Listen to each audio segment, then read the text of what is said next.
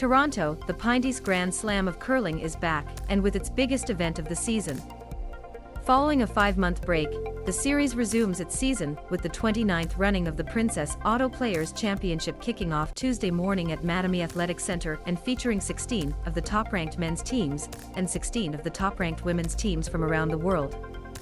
Broadcast coverage begins Thursday at noon ET on Sportsnet. Before the opening draw, here's everything you always wanted to know about the Princess Auto Players Championship. What's at stake? A $350,000 combined prize purse is up for grabs at the Princess Auto Players Championship, with the winning teams cashing in $35,000 each. That's not all, as the Pinty's Cup will also be awarded at the event, with the top 4 teams in the season standings earning bonus payouts. Scotland's Bruce Mouat leads the men's division, and Tracy Fleury of East St. Paul, Man, sits atop of the women's division with 21 points apiece. With roughly double points awarded in the Princess Auto Players Championship, this chase is far from over. Winning teams of the Pinty's Cup receive $50,000. There's also prestige in winning the Players' Championship, as it's the oldest event in the series, predating the formation of the Pinty's Grand Slam of Curling itself, having been held on tour since 1993 as a men's event with the addition of a women's event in 2006. There's also the special feeling of winning at the iconic venue formerly known as Maple Leaf Gardens. Think of it like the Indy 500 or WrestleMania for the Pinty's Grand Slam of Curling. What is Triple Knockout? The format for the preliminary round of the Princess Auto Players Championship is a modified triple knockout where teams must win 3 games before they lose 3 games in order to qualify for the playoffs. The triple knockout consists of 3 brackets, A, B and C. Teams that win remain in their current bracket, while each loss drops them to a lower bracket. Once they lose in the C event, they are eliminated from the tournament. 2 A teams, 3 B teams and 3 C teams advance to the quarterfinals.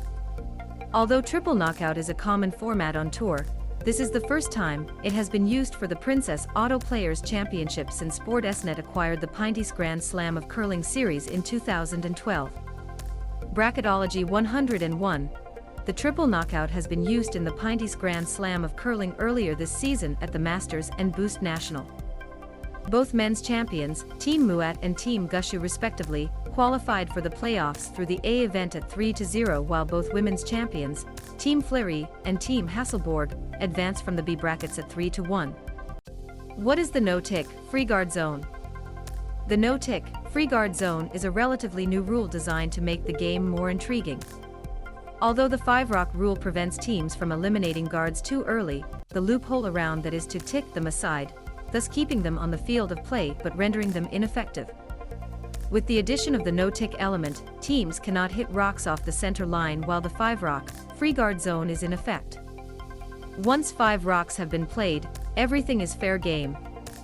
The no-tick has only been in effect during the 8th and extra ends during past Pinty's Grand Slam of Curling events, but will be in play for all ends starting with the Princess Auto Players Championship.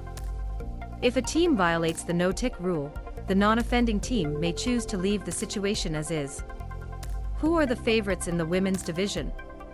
Kerri Einarsson of Gimli, Man, is the double defending champion, winning the Players' Championship the last time it was held in Toronto in 2019, and again in the Calgary bubble 1 year ago. Einarsson has momentum coming off of a 3rd consecutive Scotties Tournament of Hearts title victory and a bronze medal finish at the Women's Worlds. No one in the women's division has won the Players' Championship more than Jennifer Jones, who has captured the title 6 times, most recently in 2017. Her team plans to part ways at the end of the season and would love to end things on a high note with another win at their favorite tour event. Scotland's Eve Muirhead claimed the Players' Championship 3 times during a 4-year span, and some felt they should rename the venue the Muirhead Athletic Centre. Although it's been a while, Muirhead's newly configured team has been on a tear this season, winning gold medals at the European Championships and Winter Olympic Games. Ottawa's Rachel Homan has won a record 11 Pinty's Grand Slam of Curling women's titles, but the Players' Championship has eluded her so far and is the last one to check off the list. If Homan can catch them all, she'll become the first women's skip to have won all 6 events in the series. Switzerland's Silvana Tiranzoni won a third consecutive World Championship last month. Could her team follow it up with their first Players' Championship title? Who are the favorites in the men's division? It's been a golden season for Sweden's Niklas Edin, who was victorious in Beijing at the Winter Olympic Games and arrives straight from Las Vegas fresh from winning an unprecedented fourth consecutive World Championship gold medal and sixth overall Sunday. Edin will look to keep the good times rolling, as it's been 5 years since he last won a GSOC men's title right here at the 2017 Players' Championship.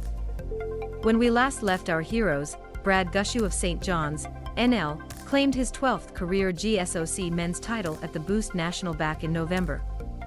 A lot has happened since then, with Gushue winning the Canadian Olympic curling trials, bronze at the Winter Games, and most recently silver at the World Championship. Gushue, who won the Players' Championship in 2016 and finished runner-up in the event last year, is a perennial playoff favorite and always a safe bet to ride. Muat is the defending champion after winning the Champions Cup and the Players' Championship back-to-back in the Calgary bubble last year. His team picked up where they left off in the fall, taking the Masters, and the title streak ended with a loss to Gushue in the national men's final. The farewell tour begins for Calgary's Kevin Coe and Brad Jacobs of Sault Ste. Marie, Ontario, with their teams splitting up at the end of the season. Both skips have won the Players' Championship in Toronto in the past, with Coe claiming it in 2018 and Jacobs winning in 2015, which was also his first ever GSOC title. How do I watch the Princess Auto Players' Championship? Full event and weekend passes plus single draw tickets are available for purchase. Visit thegrandslamofcurling.com/tickets for more details. Please note, Mattamy Athletic Center requires proof of a government-issued vaccine QR code in order to gain access to the building. All visitors will participate in active screening, and patrons are required to wear a mask at all times unless actively eating or drinking. Broadcast coverage begins Thursday at noon ET on Sportsnet, Sportsnet Now and Yar.